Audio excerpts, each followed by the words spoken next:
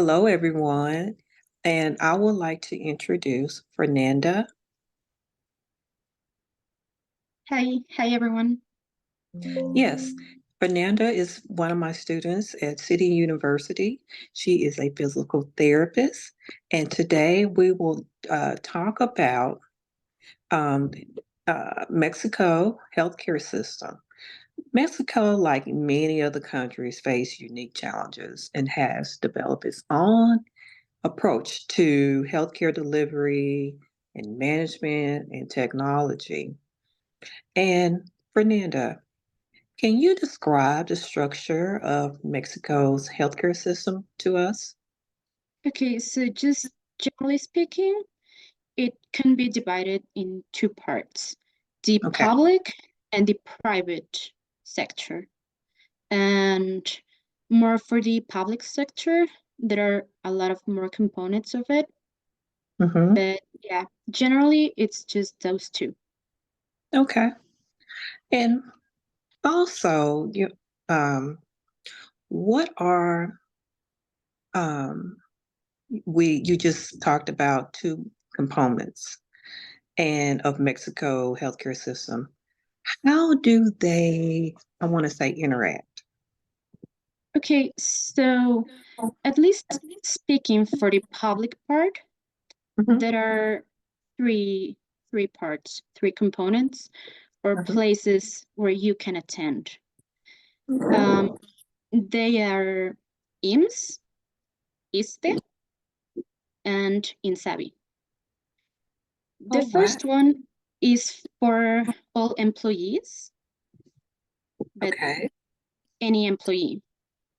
The second one, which is ISSSTE, is for employees, but who are attached to the public or the government, Uh-huh. like any government office or anything, Mhm. and even like people working in a public hospital, they have to Right. go to ISSSTE.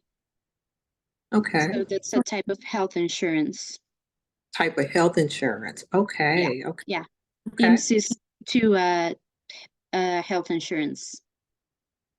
Okay. So can you tell us how do they interact? All three components. Well, um they are related to the Okay. government, Mm-hmm. but each one attends to different people.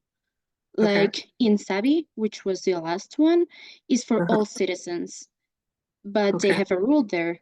They can attend a person if they do not have any other type of health insurance. Mm. So it's like a system for everyone Yes. Yes. that you can see if a person has another type of health of insurance. Like if you want to go to a place where is in Sabi, for example, Yes. you can check online on the record with their number, Yes. and if the system reflects that they have IMSS or ISSSTE, because um for if a family member has that type of insurance, Uh-huh. another person might have it, so you can get access to the other one, for example, anywhere at IMSS, so then you can't have access to INSABI. Got it. Got it. Okay. So yeah, they are all related but pretty separate on who attends to which facility. Okay. And what roles does the government play in regulating healthcare in Mexico? Can you share a little bit about to us about the roles and the responsibilities of the government plays? Sure, there is a sector of the government in Yes. charge of this part. Uh-huh. Um, they regulate mostly this public sector. Okay. Like they don't intervene in the private part. Okay. That's pretty separate, and they do not interact with them.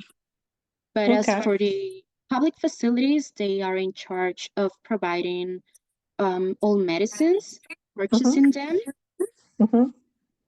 um, infrastructure, which is important. They Okay. build and place clinics and hospitals, and they are in charge of that care. Okay. And so mainly is that like vaccination campaigns, all that it's more related to public health. They do take care of that too, but Mm-hmm. it's mostly that. Okay. And also, how accessible is healthcare in Mexico? Well, that that's pretty complicated. That's Oh, okay. a pretty tough question. Mm-hmm. Um, it is really not accessible because private healthcare it's too expensive. You have to pay for your own medicine and consults. It's just too expensive to afford it. So if you consider like the income that Mm-hmm. a regular person has, Yes. it's unaffordable. So you can't therefore have access to that one. Okay. And as what is for the public part, for the public health sector, Mm-hmm. it's a good um, a good attention, more especially when it's a specialist to who you're attending. Yes. But the problem here is that it takes a lot of time to get to that specialist. You have to go first to your general practitioner, and Oh, if wow. he or she decides that you do need an urgent care, to a specialist, let's say cardiologist, okay, they might send you, but first you have to try their treatment, the first practitioner. If not, if you're coming more a complicated case, then okay, you may have an appointment to this specialist. But again, to make an appointment to that specialist, it takes forever. Okay. Consults take too long to get, and you have to make appointments for the doctor's visit. And if you need any study, you also have to make an appointment for that. And so, yeah, it's just like a lot of time. That's the problem with the public part. Okay. What about um the urban and rural areas?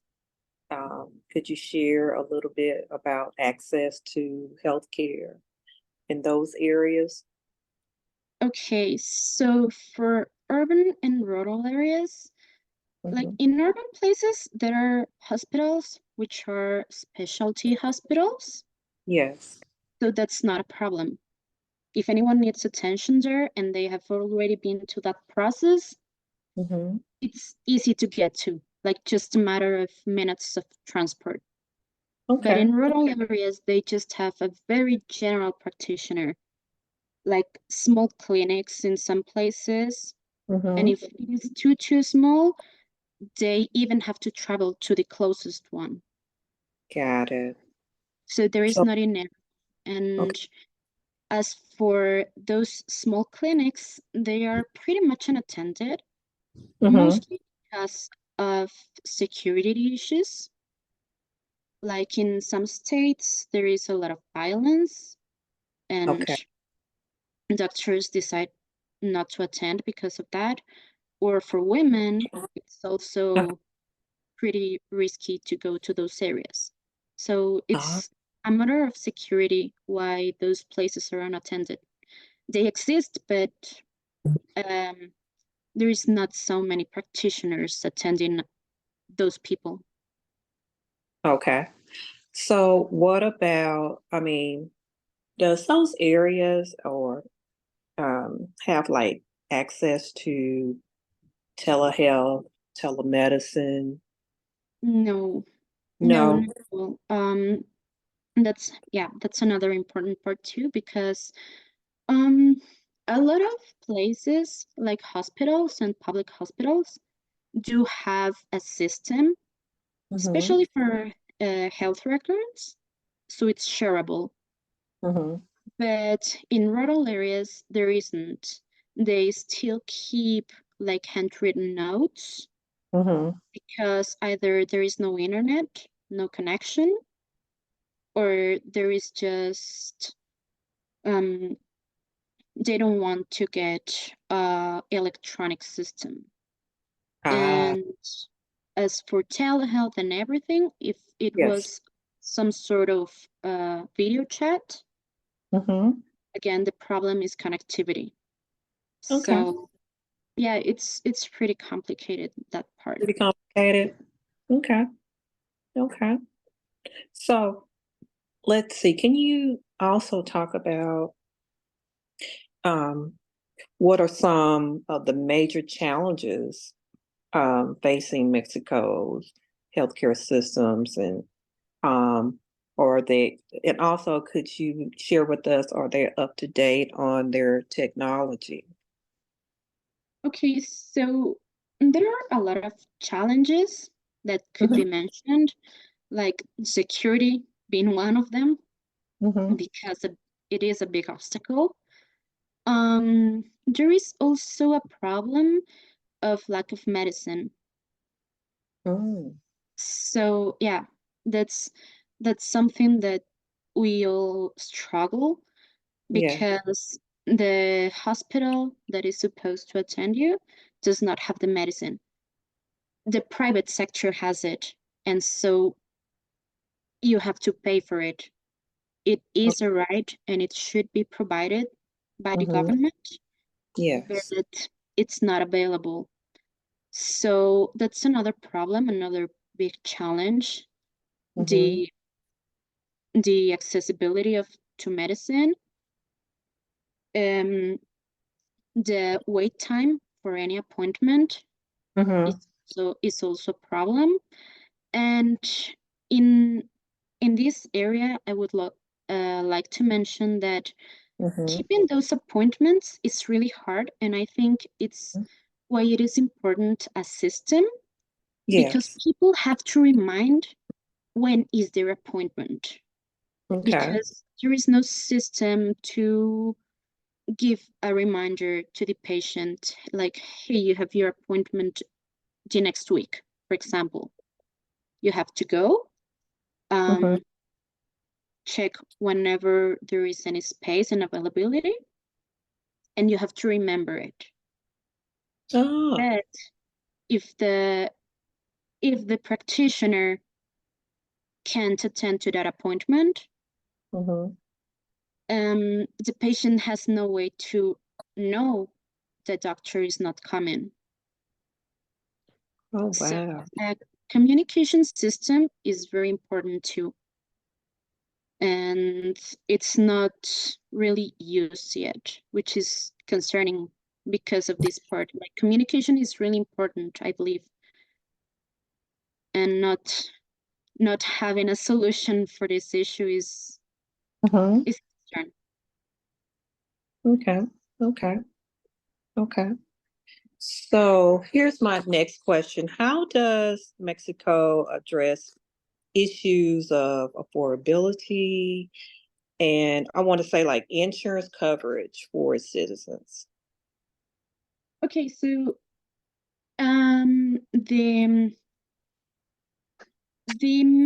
the biggest program is in Savi, Mm-hmm.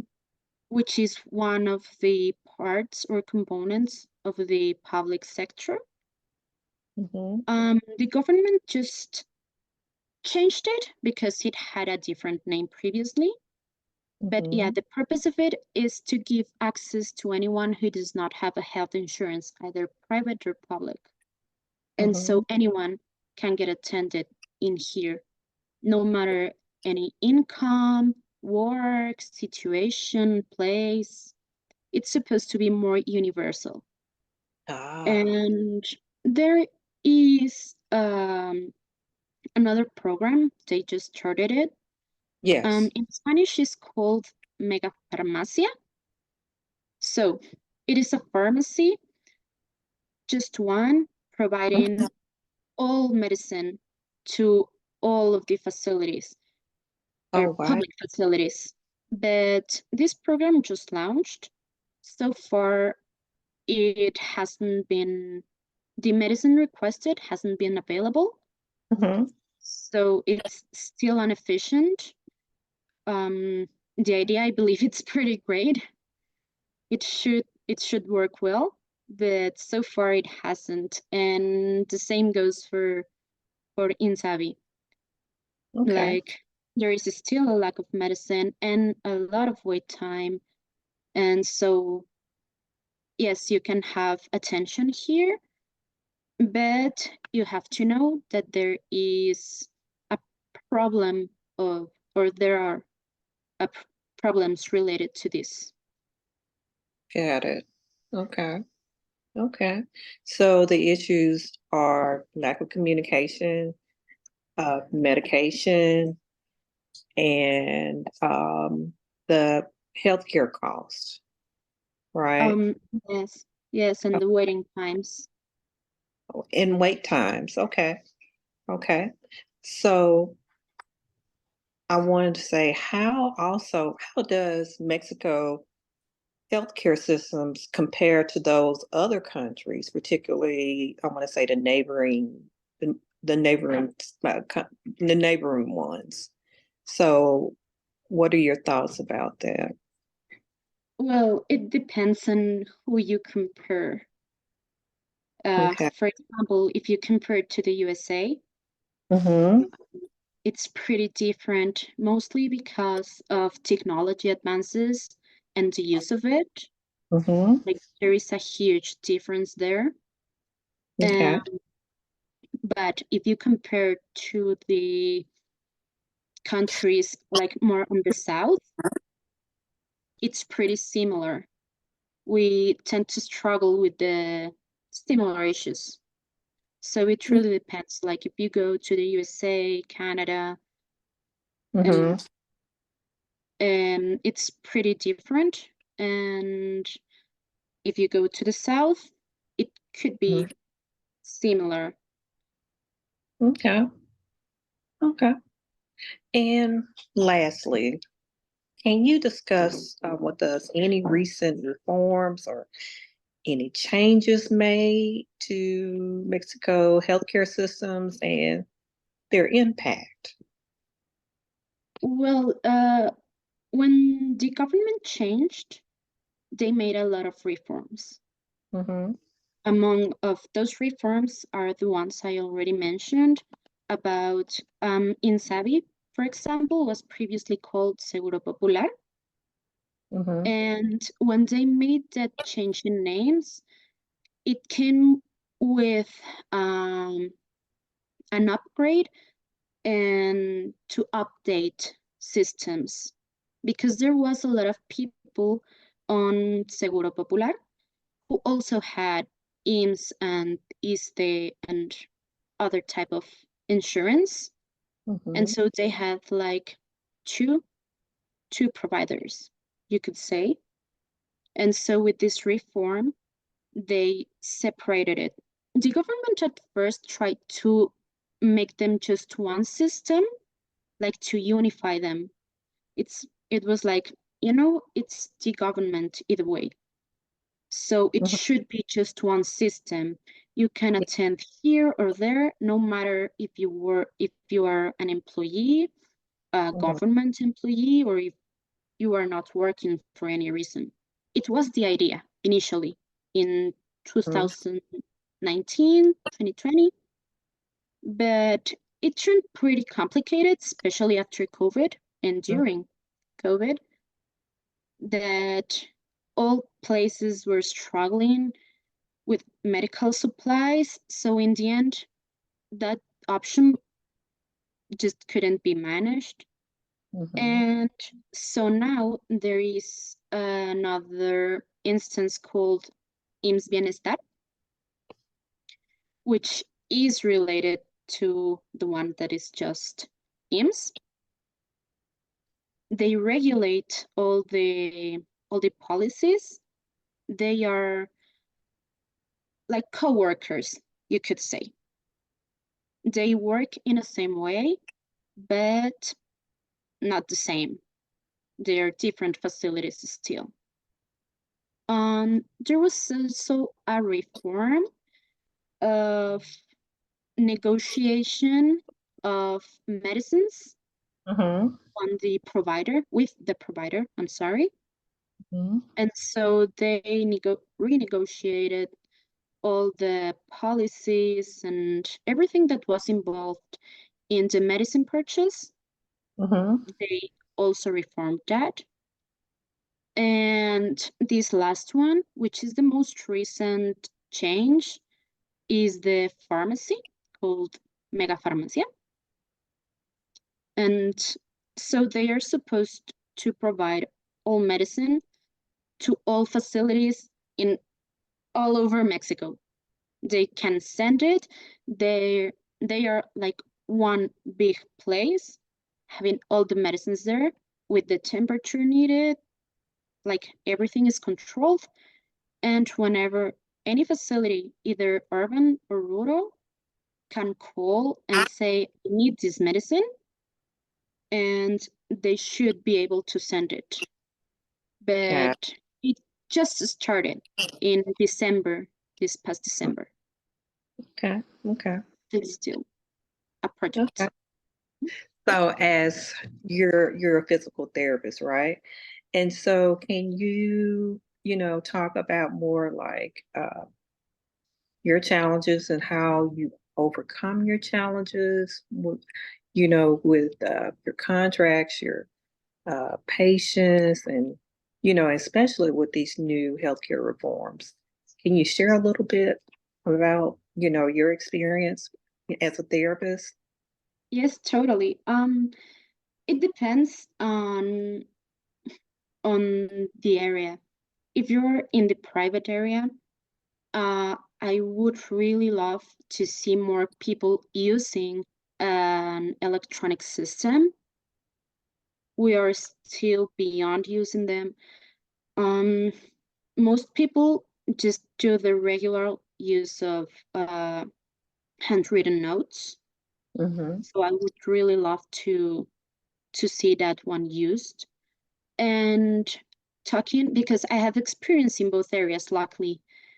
Um, in the public sector, um, there is not just a lack of medicine, but materials and supplies too. Got Um, it. so, as a therapist, I can get really creative with materials and everything, but it shouldn't be like that. People should have like the best equipment to have attention. It's not the same to have um, a device that is like this small and it's just portable and depends on batteries than having a big one that is in the place and can have and attend like at least for two patients at a time. Mm-hmm. So those are things that I would really love. Okay. Um, Again, as for the public sector, that is the that is the issue, that we have to ask the patients for a lot of things which they shouldn't pay for. Got They it. should just have access to it, and it should be a um a quality attention. Okay. All right. Well, um, thank you for attending. And, to close out our fireside chat, this is what I have learned from you. Mexico healthcare system, I understand it's complex, but it's a mix of public and private providers striving to serve a diverse population. While progress has been made towards achieving this universal healthcare coverage, universal healthcare coverage ensuring that, access to quality service, across the country there. So I see, from my understanding and having this fireside chat, you know, policy reforms and efforts, I have read and listening to you is, to be addressed. And, there's a systematic, issues, but they are essential in improving Mexico healthcare systems for all its citizens. So that was my takeaway from our conversation tonight. And so I have learned a lot, and I'm quite sure everyone that's tuning in now, live on YouTube and across America, across the globe, we have learned a lot, and we heard from the expert. Well, thank you for that. Yes. So thank you again for sharing your